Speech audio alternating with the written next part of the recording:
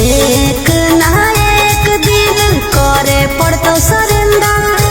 बनो ही जे शेर तोरा बनाए देतो बंदर। 12 बजे चलो बलंदर ओकर बाद मचो हो भंडर। जेकर बारे में बोलो ही हो रहो हमरे अंदर। 12 बजे चलो बलंदर ओकर बाद मचो हो बंदर। जेकर बारे में बोलो ही हो रहो हमरे अंदर।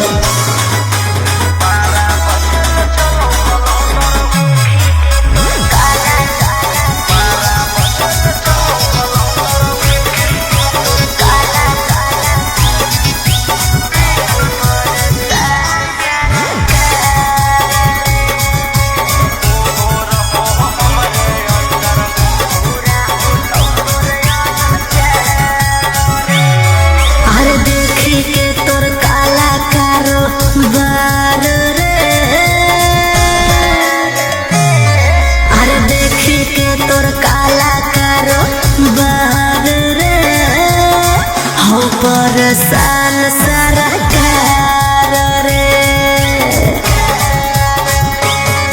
अरे आगे पीछे लेके छोड़ा घूमो ही डिफेंडर। नेता विधायक से ज्यादा तोरे टांगल रहो कैलेंडर। 12 बजे चलो बलंदर ओकर बाद मचो हो भंडर। जेकर बारे में बोलो ही हो रहो हमरे अंदर। 12 बजे चलो बलंदर ओकर बाद मचो हो भंडर। जेकर बारे में बोलो ही हो रहो हमरे अंदर।